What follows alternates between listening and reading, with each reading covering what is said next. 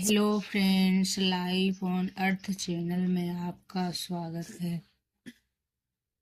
तो आज हम कुछ महत्वपूर्ण प्रश्न और आंसर दोनों देखेंगे और महत्वपूर्ण तथ्य भी, जो कि बहुत ही महत्वपूर्ण है। टीजीटी, पीजीटी, नेट, सेट सभी में उपयोगी है। और अन्य हिंदी साहित्य एक ऐसा सब्जेक्ट है, विषय है, जो सभी प्रतियोगी परीक्षाओं में तो प्रश्न आते ही हैं, चाहे व्याकरण हो या फिर ये लेखक और कवि, इनसे जुड़े प्रश्न तो आते ही हैं हर एक क्वेश्चन, हर एक एग्जाम में। तो देखते हैं, कुछ बेसिक और डीप दोनों क्वेश्चन इसमें मिलेंगे। तो दोस्तों, बहुत ही ध्यान से देखना, एक एक क्वेश्चन बहुत ही इम्पोर्टेंट है। तो देखते हैं कि झुलसा हुआ एक रक्त कमल काव्य संग्रह के रचनाकार कौन है। झुलसा हुआ रक्त कमल काव्य संग्रह के रचनाकार हैं डॉक्टर रंजीत। फिर दूसरा क्वेश्चन है, कली कथा वाया वाई पास, ये अलका सरावगी का है। कली कथा, यह वन लाइनर में किसी भी क्वेश्चन में आ सकते हैं, नेट, सेट या डीजीटी, पीजीटी, किसी भी में। तो कली कथा वाई वाई पास अलका सरावगी का है, यह उपन्यास है। किशोरी बाबू पात्र हैं इसमें। फिर देखते हैं आनंदी। आनंदी, अब ये मिलान में है। आनंदी बड़े घर की बेटी, दीनदयाल जुलूस में है, और डॉक्टर जयपाल मूठ मूठ में है। शंकर सवासेर गेहूं, यह मिलान करने के लिए आता है, लेकिन वो एकदम से कभी लगता है कि कहाँ से पूछ दिया है। तो एक भी यदि नहीं आया तो फिर अपना क्वेश्चन छूट जाता है। नेशनल स्कूल ऑफ ड्रामा के संचालक कौन है? नेशनल स्कूल ऑफ ड्रामा के संचालनकर्ता हो सकता है तो ब्रजमोहन शाह। नाटक की कथाओं को 5 आधारों पर वर्गीकृत किया गया है। तो नाटक की कथाओं को 5 आधारों पर वर्गीकृत किया जाता है। अच्छा कलाकार अपने गुरु का मुख और मस्तिष्क होता है, यह किनका का वक्तव्य है? बाबू गुलाब राय का। अच्छा कलाकार अपने युग का, फिर जोड़ना पड़ेगा। अच्छा कलाकार अपने युग का मुख और मस्तिष्क होता है, बाबू गुलाब राय। रीति की व्याख्या मार्ग रूप के रूप में कुंतक ने किया है। रीति की व्याख्या मार्ग रूप के रूप में कुंतक ने किया है, रीति की व्याख्या। हमें सुंदरता की कसौटी बदलनी चाहिए, प्रेमचंद्र।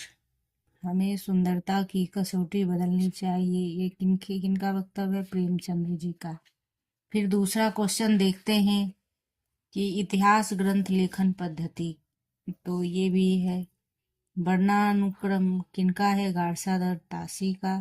कालानुक्रम ग्रियर्सन का, यह तो बहुत ही महत्वपूर्ण है, ये सेट नेट सभी में के लिए इम्पोर्टेंट है, वेरी वेरी इम्पोर्टेंट।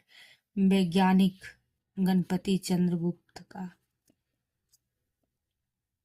तो वर्ण फिर से देखें, वर्णानुक्रम पद्धति है गार्सादा तासी का। कालानुक्रम पद्धति ग्रियर्सन का है। विधेयवाद शुक्ल का, और वैज्ञानिक गणपति चंद्रगुप्त का। तभी अभी क्वेश्चन बन गया। अब फिर आगे का क्वेश्चन देखते हैं कि इतिहास का इतिवृत्तात्मक लेखन सबसे प्रथम सर्वप्रथम मिस्र बंधु विनोद में पाया जाता है। यह उक्ति किसकी है?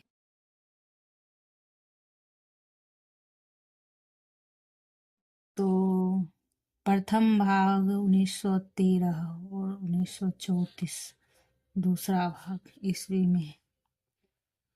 और यह 4591 लगभग 5000 कवियों का है।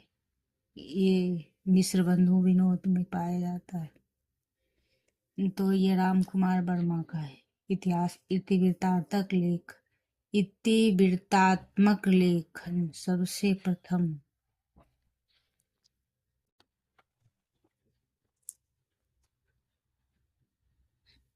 तब ये लगभग मिश्र बंधु विनोद में पाया जाता है।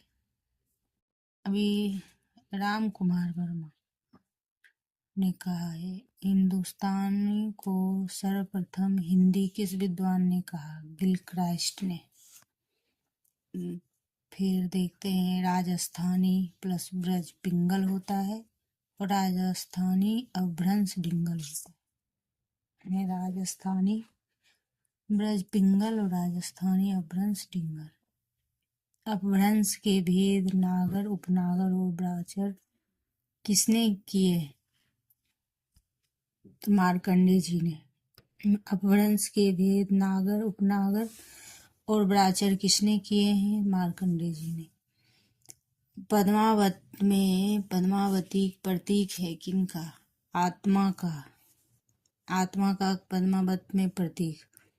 तो आत्मा का रत्नसेन, परमात्मा का पद्मावती, सिंगल द्वीप हृदय का प्रतीक है। पद्मावत रचना को प्रतीकात्मक काव्य कहा है। आषाढ़ के महीने से मनाया जाता है।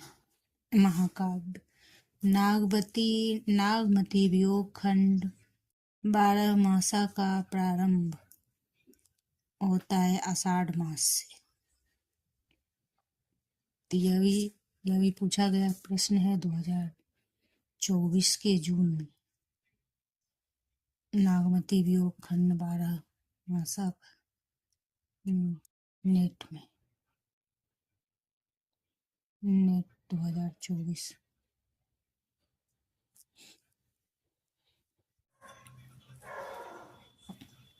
नागमती वियोग खंड 12 मासा का प्रारंभ कब होता है? आषाढ़ महीने में माना जाता है।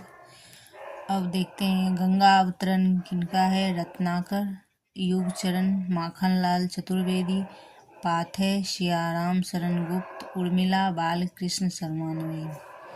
यह सब इम्पोर्टेंट है रचनाकार। गंगा अवतरण रत्नाकर, युगचरण माखनलाल चतुर्वेदी, पाथेय सियाराम शरण गुप्त, उर्मिला बालकृष्ण शर्मा नवीन। तो दोस्तों, ऐसे महत्वपूर्ण प्रश्न हैं, एक ही जगह संकलित हैं। इससे एग्जाम में पूरी आने की संभावना है। हिंदी साहित्य का बृहत इतिहास, इस इतिहास ग्रंथ का प्रकाशन किया गया था। हिंदी साहित्य का बृहत इतिहास, इस इतिहास ग्रंथ का प्रकाशन किया था। नागरी प्रचारणी सभा काशी ने 16 भागों में 1893 ईस्वी में श्याम सुंदर दास अध्यक्ष थे। मिश्र बंधु ने रीति काल को अलंकृत काल नाम दिया है।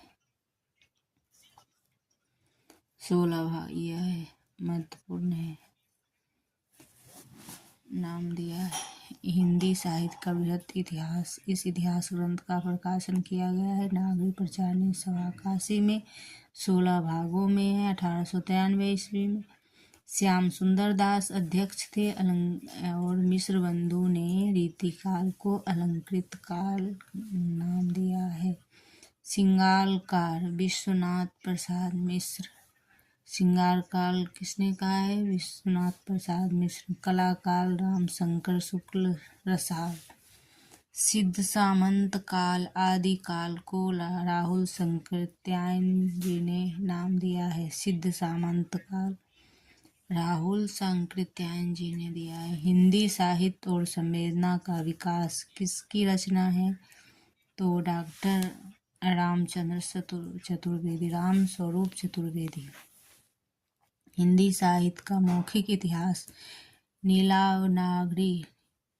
नीलाभ नागरी प्रचारणी सभा द्वारा प्रकाशित हिंदी साहित्य का बृहत इतिहास के प्रथम भाग का शीर्षक है। हिंदी साहित्य का मौखिक इतिहास नीलाभ नागरी प्रचारणी सभा द्वारा प्रकाशित हिंदी साहित्य का बृहत इतिहास के प्रथम भाग शीर्षक का है। हिंदी साहित्य की पीठिका। हिंदी साहित्य 20वीं शताब्दी नंद दुलारी वाजपेयी छायावाद के सर्वश्रेष्ठ आलोचक हैं। उनसे क्लास का बच्चा पढ़ रहे हैं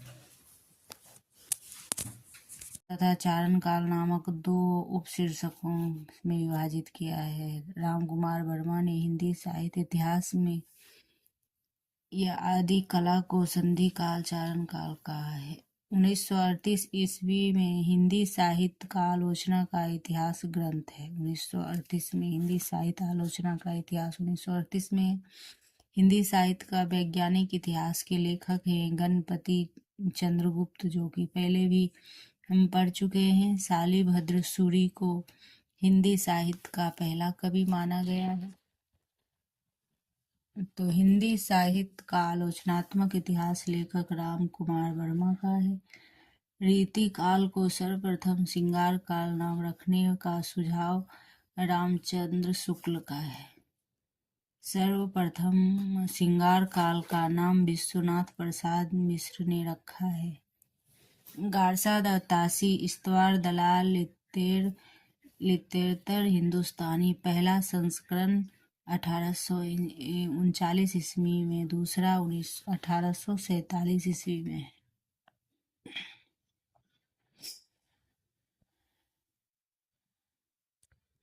रामचंद्र शुक्ल का हिंदी साहित्य का इतिहास पहले हिंदी शब्द सागर की भूमिका में लिखा गया। रामचंद्र शुक्ल जी का हिंदी साहित्य का इतिहास पहले हिंदी शब्द सागर की भूमिका में लिखा है। पद्मलाल पुन्नालाल बख्शी हिंदी साहित्य विमर्श इनका है। पद्मलाल पुन्नालाल का क्या है? बख्शी का हिंदी साहित्य विमर्श है। हरिओद का हिंदी भाषा और उसके साहित्य का विकास है। आचार्य हजारी प्रसाद द्विवेदी हिंदी साहित्य की भूमिका। डॉक्टर राम प्रसाद चतुर्वेदी का हिंदी साहित्य का संवेदात्मक विकास।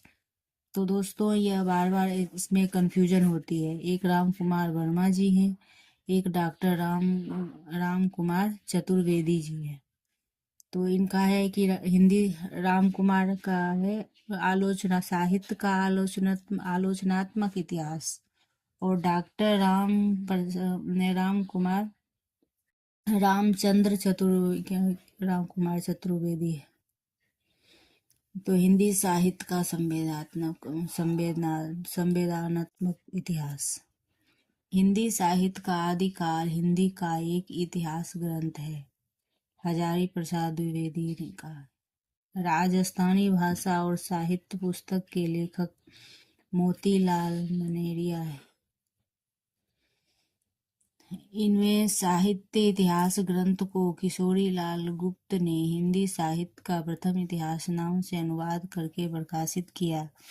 The modern vernacular literature of Hindustan 1888 पहला भाग है और 1952 दूसरा अनुवादित है। हिंदी साहित्य का इतिहास नहीं लिखा, और डॉक्टर नगेंद्र ने हिंदी साहित्य का इतिहास नहीं लिखा है। कौन नहीं लिखा है आएगा प्रश्न में कि हिंदी साहित्य का इतिहास कौन से कवि ने नहीं लिखा, तो डॉक्टर नरेंद्र। आचार्य रामचंद्र शुक्ल के इतिहास ग्रंथ में कालों के नामकरण का आधार क्या रहा? युग प्रवृत्ति। आचार्य रामचंद्र शुक्ल के इतिहास ग्रंथ में कालों के नामकरण का आधार युग प्रवृत्ति रहा। इतिहास लेखन की सबसे विकसित पद्धति विधेयवादी पद्धति है। हिंदी साहित्य का इतिहास दर्शन नामक ग्रंथ के लेखक हैं नलिन बिलोचन शर्मा। हिंदी साहित्य इतिहास दर्शन नामक ग्रंथ के लेखक हैं नलिन बिलोचन शर्मा।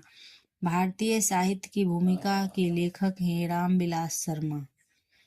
तो देखिए रामविलास शर्मा है। तो 2-3 ऐसे राम नाम के कवि हैं। एक राम कुमार वर्मा, एक राम कुमार चतुर्वेदी है, एक राम विलास शर्मा है। तो कंफ्यूजन होता है। तो साहित्यिक इतिहास ने अपने इतिहास ग्रंथ में हिंदी के गद्य साहित्य को गद्य का आविर्भाव, गद्य का परिवर्तन, गद्य का प्रसार और गद्य का की वर्तमान गति नामक खंडों में विभक्त करके विवेचित किया है। तो यह किनका है? रामचंद्र शुक्ल का कथन है। हिंदी साहित्य के उत्तर मध्यकाल को कलाकाल नाम देने वाले विद्वान रमाशंकर शुक्ल रसाल हैं। हिंदी साहित्य के उत्तर मध्यकाल को कलाकाल का नाम है। द मॉडर्न वर्नाकुलर लिटरेचर के रचयिता जॉर्ज यूरियसन है। उत्तर मध्यकाल को रीतिकाल रामचंद्र शुक्ल ने कहा है। हिंदी साहित्य का आरंभ 693 ईस्वी से माने वाले इतिहासकार हैं राम कुमार वर्मा। प्रेम का पीर भक्ति काल के लिए किस धारा के कवियों को कहा जाता है? प्रेम का पीर भक्ति काल के किस धारा के कवियों को कहा जाता है? तो प्रेम मार्गी, सूफी काव्य। तो दोस्तों इस प्रकार के प्रश्न हैं जो कि बहुत ही इम्पोर्टेंट हैं। तो ऐसे ही प्रश्न और आगे भी हम लाते रहेंगे। तो लाइक एवं सब्सक्राइब कीजिए। धन्यवाद।